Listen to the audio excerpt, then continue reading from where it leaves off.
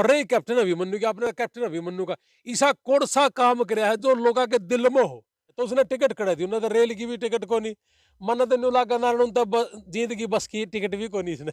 प्रधान मैं तो बहुत घने दिन पहले कहने लग गया था कि इसने नहीं मिलेगी, और यो जीतते भी को नहीं। यो आगे विधानसभा जीत लियो, लोकसभा तो बहुत दूर की बात है जी, इतना ऊपर थोड़ी पड़ा सारा काम। अब यूं देखो कि सिरसा से एक निर्दलीय एमएलए को रणजीत सिंह जो को ले आए, तो इसने भ्रष्टाचार कर रखा। मैं नहीं कहता सारा नाड़ू हल्का नहीं, पूरा हरियाणा कहे है। मुख्यमंत्री ने ये कहा था बोला भाई एक मंत्री है मैंने बदनाम करने पे भी लाग रहा है, मेरी कुर्सी छीनने पे भी लाग रहा है, लेकिन परमात्मा है, नीत ठीक होती तो क्या माना आज मुख्यमंत्री भी होता। लेकिन भाग माड़े नारायण हल्के गए, और भाग अच्छे भी है कि ये तो पल्ला रायद कट गई। लेकिन इसमें तो एक और उल्टा काम कर दिया। अब ये नवीन जिंदल जी थे, जब इन्होंने कांग्रेस से एमपी का इलेक्शन लड़ा था कुरुक्षेत्र से, तो भारतीय जनता पार्टियों का आकर दी तो कोयला घोटाले में है, कोयला घोटाले में है ना, कोयला खा लिया। यह राजनीति तो गलत है। नमस्कार, मैं मनीष कुमार फिलहाल हिसार जिले के नानोद हल्का में है और बातचीत करेंगे राजनीति के ऊपर, क्योंकि राजनीतिक गर्मियां जो बढ़ गई है और सभी पार्टियां सभी प्रत्याशी अपने अपने चुनाव के तैयारियां में जुटे खड़े हैं। तो लगातार आप गांव में देखें कि गांव में जाओ हैं, विकास के वादे कर हैं, लेकिन उसके बाद क्या कुछ रहा है। तो रणबीर लोहान जी है जो समाज सेवी है, जो अमेरिका में किसान मजदूर के बच्चों को भेजने का काम कर रहे हैं, लेकिन साथ में जो कोई गरीब की बेटी की शादी है, कोई बीमार है, उनकी मदद करने का भी काम कर रहे हैं। तो बातचीत करांगे रणबीर लोहान जी, सारी सारी जो राजनीतिक चर्चा करेंगे। प्रधान जी राम राम।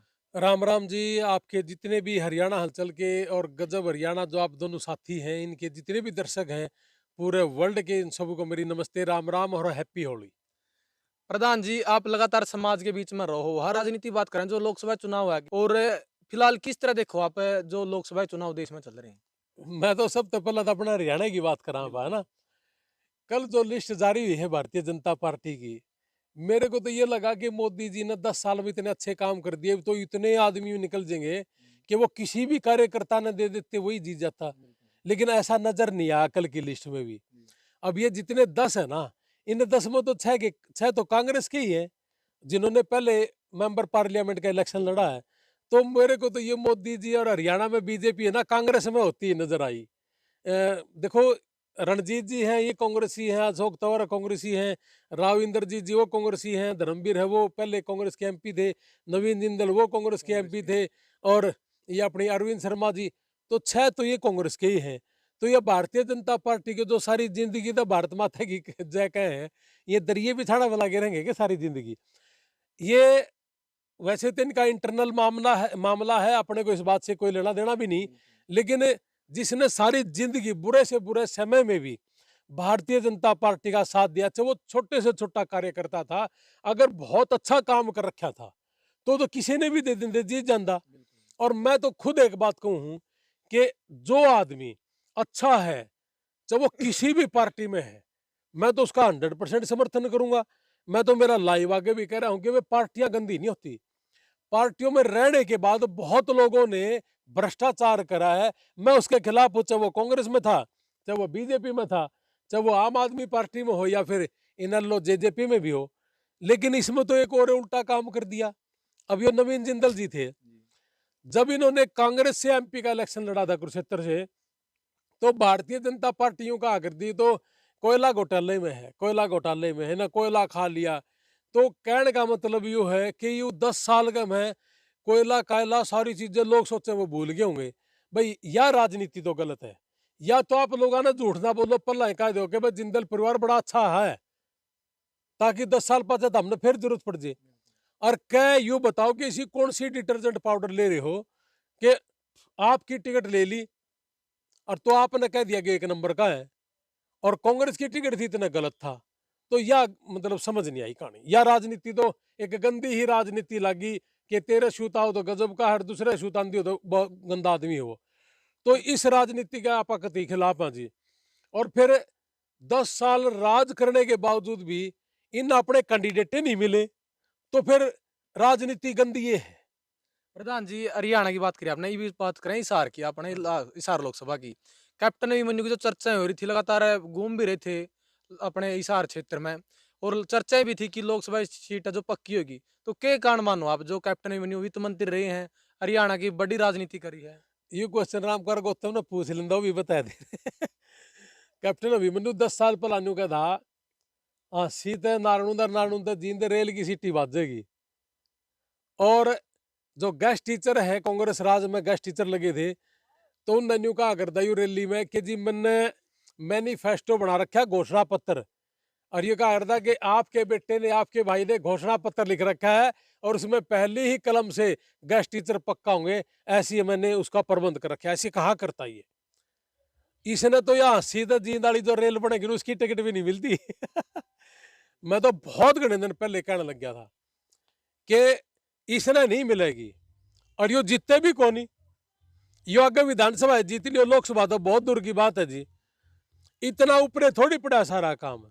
अब यूं देखो कि सिरसा से एक निर्दलीय एमएलए को रणजीत सिंह जी को ले आए। देखो चौधरी देवीलाल जी का बेटा है, अच्छा आदमी है, आज तक कोई दाग भी नहीं है, लेकिन क्या इन पर कोई आदमी नहीं था? तो कार्यकर्ता बहुत आड़ा जो को देते हैं। मेरा गांव में एक राम मेरे सारी जिंदगी होगी, उसके घर के ऊपर हमेशा से भारतीय जनता पार्टी का झंडा रहा है जी। और अकेला, जब कोई नहीं था उस गांव में, वो अकेला था। तो ऐसे ऐसे बहुत है जी, इन अठा लेंदे वो हंडे बेचारे बेरोजगार होए।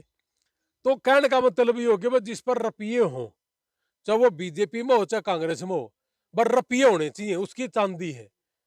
तो फिर गरीब आदमी नारे लाड़ पर लगा रहेगा। और रही कैप्टन अभिमन्यु की, आपने कैप्टन अभिमन्यु का ऐसा कौन सा काम कराया है जो लोगों के दिल में हो? हम तो चाहवा थे कि मित्र सेन का बेटा है, इंडस्ट्रियलिस्ट है, बहुत पैसे हैं। और रही कैप्टन अभिमन्यु की, आपने कैप्टन अभिमन्यु का ऐसा कौन सा काम कराया है जो लोगों के दिल में हो? हम तो चाहवा थे कि मित्र सेन का बेटा है, इंडस्ट्रियलिस्ट है, बहुत पैसे हैं। ये तो निर्राय वो लिख दिया मेरे के, पैसा है पैसा और भ्रष्टाचार। अपना आड़े जब ये मंत्री था, दुनिया इनू कहा कर दी या गली कैप्टन अभिमन्यु द्वारा बोर्ड लग वो गए जी, लग गए थे ना। गामा में भी। अब मेरा आज तक यह नहीं समझ भाई कि वह कैप्टन अभिमन्यु ने घर 13 रुपये दिए थे या कैप्टन अभिमन्यु मिस्त्री था। मतलब था कि उसमें यह लिख रखा था कि इस गली में भी कैप्टन ने रुपये खाए हैं, और सारा देश नुका करता कि अजय सिंधु खा गया, इसका भतीजा था अजय सिंधु। एमएलए का भतीजा भी नहीं खा सकता, मंत्री का तो दूर की बात है।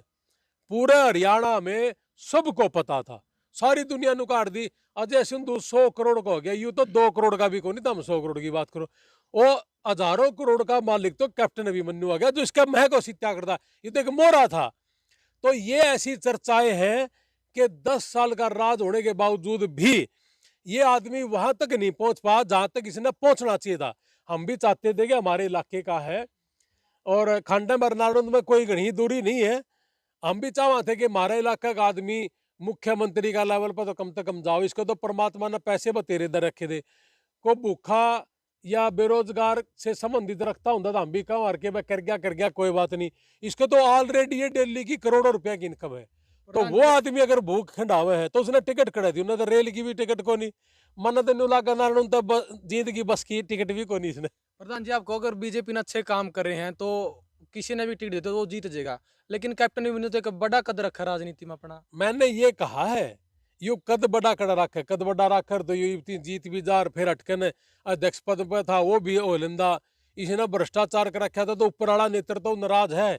इसका तो अमित शाह यार दोस्त था, पिछली जब इन इलेक्शन लड़ा अमित शाह आया भी को नहीं, सनी देओल आया था जी। सनी देओल तो धक्का बुलाना पड़ा। अकबर अमित शाह का गला खराब था, अमित शाह का तो किमे भी खराब, इसका इतना बढ़िया यार आना था, लेकिन पीछा का लेन देन में गड़बड़ होगी और उसकी वजह से नहीं आया। मेरा कहने का मतलब सिर्फ एक है जी, मैं गलत करूं तो मैं भी गंदा हूं और आप गलत करो तो आप भी गंदे हो। तो इसने भ्रष्टाचार कर रखा। मैं नहीं कहता सारा नारायण हल्का नहीं, पूरा हरियाणा कहे है। आपने शुरू में जब सरकार आई थी बीजेपी की 2014 में, उस समय एक फरीदाबाद और गुड़गांव में जमीन जो रियल एस्टेट वाला काम करे हैं डीलर, प्रॉपर्टी डीलर का, उसके खबर आई थी कि 1000 करोड़ रुपया का लेन देन में घोटाला हो गया। और चीफ मिनिस्टर ने ये कहा था, किसी ने शिकायत लगाई कि जी एक मंत्री है आपका वो खा गया।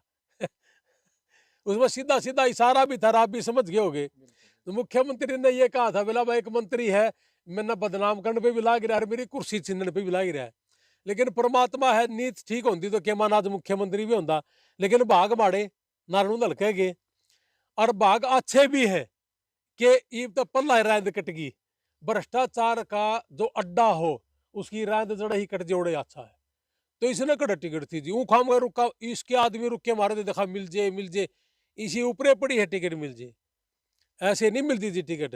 और फिर इन पे तो टोटा हो रहा बीजेपी पे ये वो तो कहो है 400 पार, ये मन्नत तो लगते नहीं 200 पार होंगे भी, क्योंकि 6 तो ये अपने देख ले, छोटा है प्रदेश हरियाणा, 10 में तय 8 भी को नहीं पता कैंडिडेट है, 6 तो मांग के ले रहे हैं, तो फिर पूरी इंडिया पड़ी होना केक पड़ेगा। ऐसा कुछ नहीं है जीप कर दो, युद्ध कर अपने भी कहते 75 पार, हरियाणा 75 पार, 40 मुसाई